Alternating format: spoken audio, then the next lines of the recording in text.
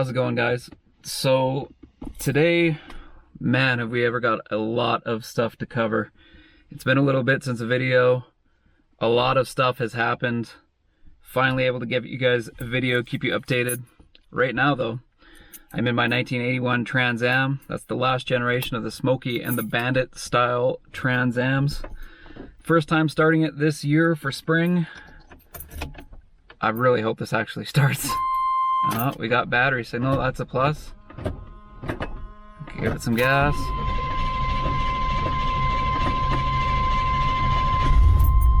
There we go. Actually, that's one thing I've always loved about this car is it's super reliable, which sounds stupid for an 81 Trans Am, but this car always starts up faithfully. Never ever had a problem with this car reliability wise, which is kind of nice for kind of an ancient car.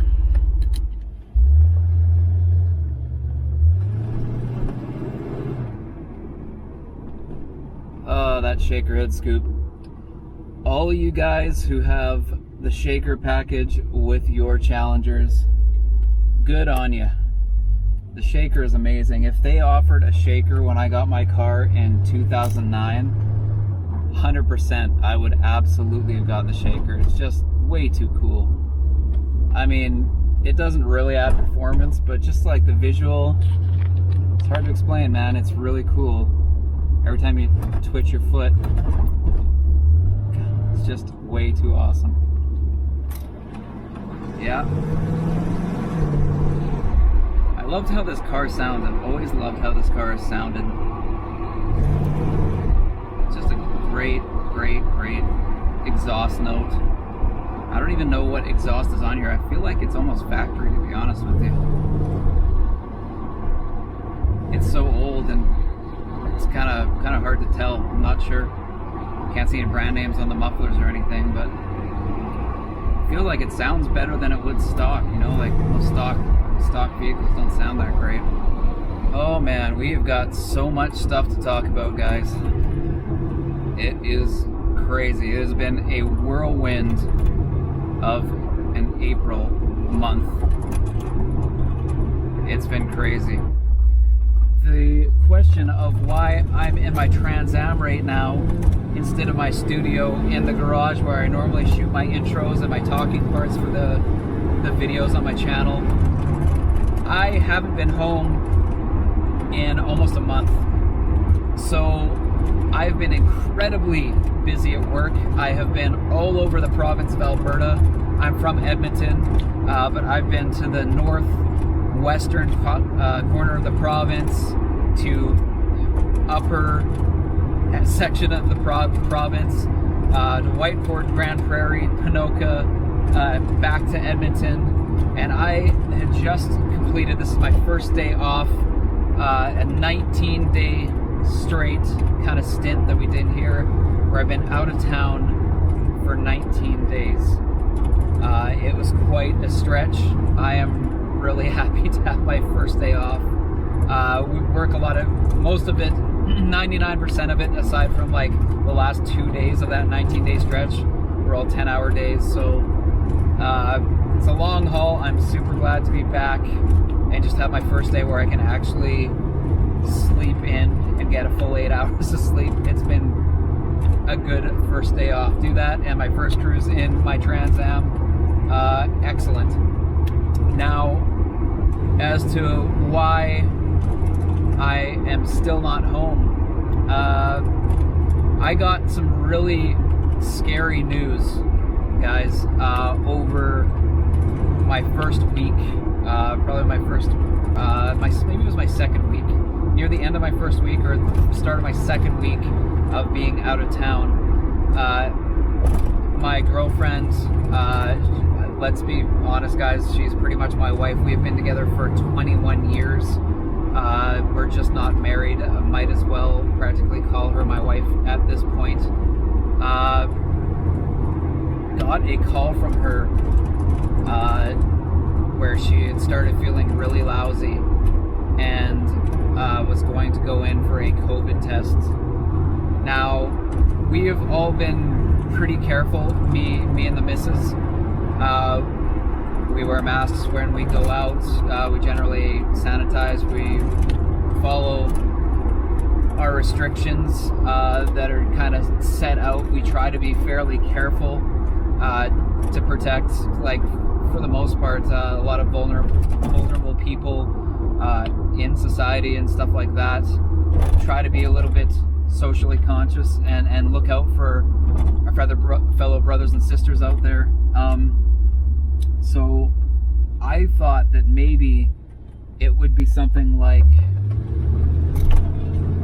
just like maybe a bit of a fever or a flu bug, something like that, because we have been so careful. But she got the test results back the next morning that she was positive for COVID-19, which is super scary. It definitely leaves you with a pit in your stomach of dread when I hear that my long-term girlfriend got COVID while I was out of town, and I can't even see her. It was definitely scary. Absolutely terrifying. Me being out of town for a pretty long period of time, not able to help her out at all, and if I was at home, I likely would have contracted COVID just because we live together, we're close, we stay in the same bed, we stay in the same area, and we wouldn't have known that she was positive for a day or two, which would have meant I would have been exposed and also got COVID. I feel absolutely terrible for her because it's been a little bit of a ride, but at the same time, I do feel terrible that I can't be there to look after her and help her out. Because even if I was home, I would have to go somewhere else while she isolated, just so that I could keep working. It's really tough. Thankfully, guys, her symptoms have been fairly mild compared to most. There's a lot of really, really brutal symptoms that some people have reactions to with COVID. Trouble breathing and stuff like that would be absolutely terrifying. Like, look at our main man, Demonology, when he was in his hospital room and all that, because he was having a hard time breathing. That's scary, guys. That is super scary. And when it's somebody that you know and love, your family, it hits home, and it's really scary. So thankfully, I am unbelievably thankful that we have been very lucky, and her symptoms, other than initially an extremely bad fever, really bad body aches, and losing her sense of taste, after that her symptoms have been fairly mild. The brain fog and stuff like that, she definitely got that for a while, but she's kind of on the mend. It's been over a week now. Actually, it's been 11 days. Today is the 11th day. So now she's technically no longer contagious, which is good. And she's feeling pretty good. She just got her sense of taste back. Thank God. She had one day where she had some shortness of breath, which kind of scared the crap out of her. And then after that, she's kind of been feeling a lot more like herself, which, man, I'm unbelievably thankful for. So, guys, it has been 20 days now, and I still can't go home. It's still isolating. I should be able to go home by the time Monday rolls around. The only problem is, by the time Monday rolls around, I'm heading straight back out of town. I get 2 days off, and I'm straight back out of town. Thankfully, this stint is only going to be 4 or 5 days, and then I'll be back the following weekend. But it's going to be about a month since I've been able to be in my own house, sleep in my own bed, see my cats, and be in the same room as my wife, which, whew, it has been a tough go, you guys. It's been a little bit of a tough go, a little bit of a stressful go. Like I say though, in the grand scheme of things, that's pretty minor. I'm just really thankful that she's healthy, she's okay, and she's beating it, thankfully. Stressful time, guys. So that is a reason why I'm not filming this in my garage. I haven't been able to go home and grab my Challenger, set up a dyno session with Chris at Player 3 Performance Tuning, and fire you guys off some amazing 5.7 Challenger numbers.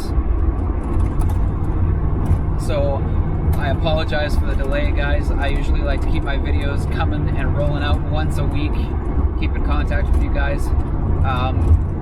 Unfortunately, that hasn't been able to be the case. Originally, I thought it was just going to be me being out of town that was going to stop that, but that turned into me also having to isolate from my own house.